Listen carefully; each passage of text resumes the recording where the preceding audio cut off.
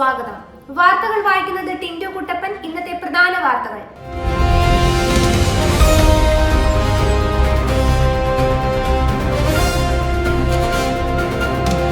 മഴ മുന്നറിയിപ്പിൽ മാറ്റം. 10 ജില്ലകളിൽ യെല്ലോ അലർട്ട്. അരൂരിൽ മിന്നലേറ്റ് വയോധികൻ മരിച്ചു.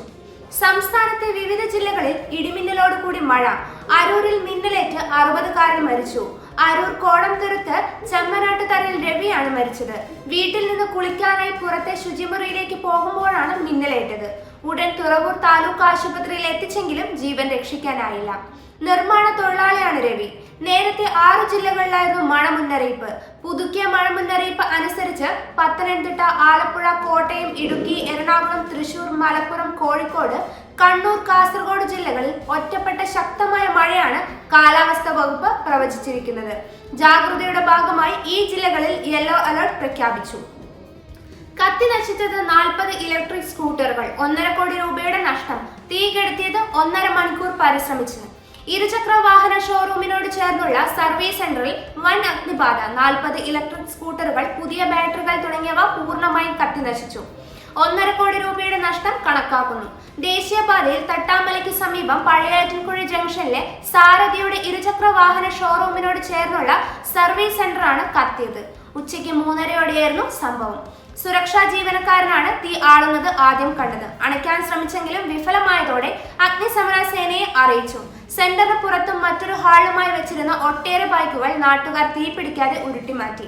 ഞായറായതിനാൽ അവധിയായിരുന്നു. ഷോർട്ട് സർക്യൂട്ടാണ് കാരണമെന്ന് സംശയിക്കുന്നു. സർവീസിന് കൊണ്ടുവന്ന വാഹനങ്ങളാണ് കത്തിയതെന്നും സ്ഥാപനത്തിന് ഇൻഷുറൻസ് ഉള്ളതിനാൽ വാഹന ഉടമകൾക്ക് നഷ്ടമുണ്ടാകില്ലെന്നും ഷോറൂം ജനറൽ മാനേജർ ഹരികുമാർ അറിയിച്ചു. കാണാതായിട്ട് 47 ദിവസം. തെരുവിൽ ഭിക്ഷയാചിച്ച മെഡിക്കൽ വിദ്യാർത്ഥി. തളർന്ന അവശനായി അഴുക്കുപുരണ്ട വേഷത്തിൽ റോഡരികിൽ ഭിക്ഷയാചിക്കുകയായിരുന്നു അഭയ് സുരേഷ് ബെൽക്കോണി. വിറച്ചുകൊണ്ട് മെല്ലെ സംസാരിക്കുന്ന യുവാവിനോട് വിവരങ്ങൾ ചോദിച്ചപ്പോഴാണ് മുംബൈ പോലീസ് തിരിച്ചറിഞ്ഞത്. 47 ദിവസം മുൻപ് കാണാതായ ഹോമിയോ വിദ്യാർത്ഥിയാണ്.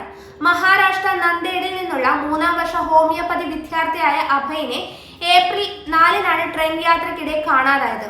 300 കിലോമീറ്റർ അകലെ ജാൽഗവിലെ കോളേജിലേക്കുള്ള രാത്രിയിൽ ഫോണും പണവും സർട്ടിഫിക്കറ്റും അടങ്ങിയ ബാഗ് നഷ്ടപ്പെട്ടതായി അഭയ് പോലീസിനോട് പറഞ്ഞു. മുൻപേ തന്നെ ചെറിയ രീതിയിൽ മാനസിക ബുദ്ധിമുട്ട് നേരിട്ടിരുന്ന യുവാവിന് ബാഗ് പോയതോടെ മാനസിക സമ്മർദ്ദം കൂടി. വൈകിട്ട് മറിയം ബീവിയോട് കുശലം പറഞ്ഞു മടങ്ങിയവർ ഇരുട്ടി വെളുക്കും മുമ്പ് അറിഞ്ഞത് അവരുടെ ജീവൻ പൊലിഞ്ഞ വാർത്ത. കഴിഞ്ഞ ദിവസം വൈകുന്നേരം മറിയം ബീവിയോട് കുശലം പറഞ്ഞു മടങ്ങിയവർ ഇരുട്ടി വെളുക്കും മുമ്പ് അറിഞ്ഞത് അവരുടെ ജീവൻ പൊലിഞ്ഞ വാർത്തയാണ്. പറക്കോട് ജംഗ്ഷനിൽ കഴിഞ്ഞുള്ള വളവിന് സമീപമാണ് പീടികയിൽ മറിയം ബീവിയുടെ വീട്. ഇന്നലെ പുലർച്ചെയാണ് ഭാരം കയറ്റി വന്ന ലോറി വീടിന് മുകളിലേക്ക് മറിഞ്ഞുണ്ടായ അപകടത്തിൽ മറിയം ബീവി മരിച്ചത്. KP റോഡിൽ പറക്കോട് ജംഗ്ഷന് സമീപം സ്കൂൾ കവലയിലെ വളവും അത് കഴിഞ്ഞുള്ള വളവും അപകട മേഖലയാണ്.